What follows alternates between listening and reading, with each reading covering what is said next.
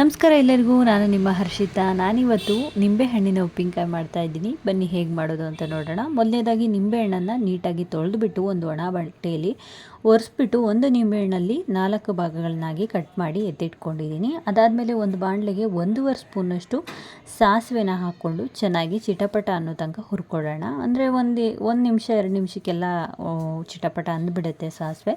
ಸ್ವಲ್ಪ ಬಾಣಲೆ ಬಿಸಿ ಆದರೆ ಸಾಕು. ಸೊ ಹುರಿದಾದ್ಮೇಲೆ ಅದನ್ನು ಪಕ್ಕಕ್ಕೆ ಎತ್ತಿಟ್ಕೊಂಡು ಅದೇ ಬಾಣಲೆಗೆ 1 ಸ್ಪೂನಷ್ಟು, ಒಂದು 1/4 ಸ್ಪೂನಷ್ಟು ಮೆಂತ್ಯ ಕಾಳನ್ನು ಹಾಕ್ಕೊಂಡು ಅದನ್ನು ಕೂಡ ಸ್ವಲ್ಪ ಕೆಂಪಗಾಗೋ ತನಕ ಹುರಿದ್ಬಿಟ್ಟು ಒಂದು ಮಿಕ್ಸಿ ಜಾರ್ಗೆ ಹಾಕ್ಕೊಂಡು ಚೆನ್ನಾಗಿ ನುಣ್ಣಗೆ ರುಬ್ಕೋಬೇಕು ಈ ರೀತಿಯಾಗಿ.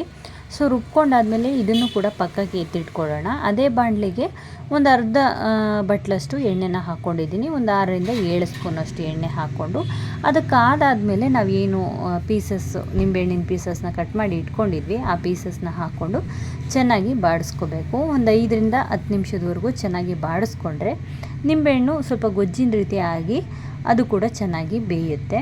ಸೊ ನೋಡಿ, ಈ ರೀತಿ ನಿಂಬೆಹಣ್ಣು ಎಷ್ಟು ಚೆನ್ನಾಗಿ ರಸ ಎಲ್ಲ ಬಿಟ್ಕೊಂಡು ಈ ರೀತಿ ಆಗಿದೆ ಗೊಜ್ಜು ಥರ ಅಂತ.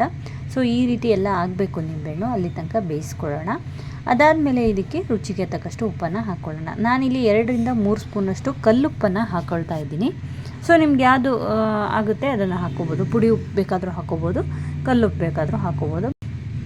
ಸೊ ಚೆನ್ನಾಗಿ ಬಾಡಿಸ್ಕೊಳ್ಳೋಣ. ಬಾಡಿಸ್ಕೊಂಡಾದಮೇಲೆ ನಾವು ನೆಕ್ಸ್ಟು ಒಂದು 1/4 ಸ್ಪೂನಷ್ಟು ಅರಿಶಿನ ಕೂಡ ಹಾಕ್ಕೊಳ್ಳೋಣ. ಅರಿಶಿನ ಕೂಡ ಹಾಕ್ಕೊಂಡಾದಮೇಲೆ ಚೆನ್ನಾಗಿ ಬಾಡಿಸ್ಕೋಬೇಕು ಒಂದು 2 ನಿಮಿಷದವರೆಗೂ. ಸೊ 2 ನಿಮಿಷದವರೆಗೂ ಬಾಡಿಸ್ಕೊಂಡಾದಮೇಲೆ ನೆಕ್ಸ್ಟ್ ನಾವು ಇದಕ್ಕೆ ಖಾರದ ಪುಡಿ ಹಾಕ್ಕೊಳ್ಳೋಣ. ನಾನಿಲ್ಲಿ 1 ಸ್ಪೂನಷ್ಟು ಖಾರದ ಪುಡಿ ಹಾಕ್ಕೊಂಡಿದ್ದೀನಿ. ಇದು ಹೆವಿ ಖಾರ ಇದೆ, ಹಾಗಾಗಿ ನಾನು 1 ಸ್ಪೂನಷ್ಟು ಅಷ್ಟೇ ಹಾಕ್ಕೊಂಡಿದ್ದೀನಿ. ನೀವು ಬೇಕಂದರೆ 1.5 ಸ್ಪೂನಷ್ಟು ಕೂಡ ಹಾಕ್ಕೋಬೋದು ಮೀಡಿಯಮ್ ಖಾರ ಇದ್ದರೆ. ಸೊ ಅದಾದಮೇಲೆ ಕೂಡ ಆಮೇಲೆ ನೀವು ಹಸಿಮೆಣ್ಸಿನ್ಕಾಯಿ ಕೂಡ ಹಾಕ್ಕೋಬೋದು. ಸ್ಪ್ಲಿಟ್ ಮಾಡಿಬಿಟ್ಟು ಹಸಿಮೆಣ್ಸಿನ್ಕಾಯಿನ ನೀವು ಹಸಿಮೆಣ್ಸಿನ್ಕಾಯಿ ಕೂಡ ಹಾಕ್ಕೋಬೋದು. ಬಟ್ ನಾನಿಲ್ಲಿ ಖಾರದ ಪುಡಿನೇ ಯೂಸ್ ಮಾಡ್ತಾಯಿದ್ದೀನಿ. ಆಮೇಲೆ ನೆಕ್ಸ್ಟು ಖಾರದ ಪುಡಿ ಹಾಕಿದ ಮೇಲೆ ಸ್ವಲ್ಪ ಎಣ್ಣೆ ಬಿಟ್ಕೊಳ್ಳೋವರೆಗೂ ಕಾದ್ಬಿಟ್ಟು ಆಮೇಲೆ ನೆಕ್ಸ್ಟ್ ನೀವು ಏನು ಪುಡಿ ಮಾಡಿ ಇಟ್ಕೊಂಡಿದ್ದೀವಿ ಸಾಸಿವೆ ಮತ್ತು ಮೆಂತ್ಯದು ಅದನ್ನು ಕೂಡ ಹಾಕ್ಕೊಂಡು ಚೆನ್ನಾಗಿ ಬಾಡಿಸ್ಕೊಳ್ಳೋಣ. ಇದು ಒಂದು 2 ನಿಮಿಷದವರೆಗೂ ಬಾಡಿಸ್ಕೊಂಡ್ರೆ ಸಾಕು. ಈ ಇನ್ಸ್ಟೆಂಟ್ ಉಪ್ಪಿನಕಾಯಿ ರೆಡಿ ಆಗುತ್ತೆ.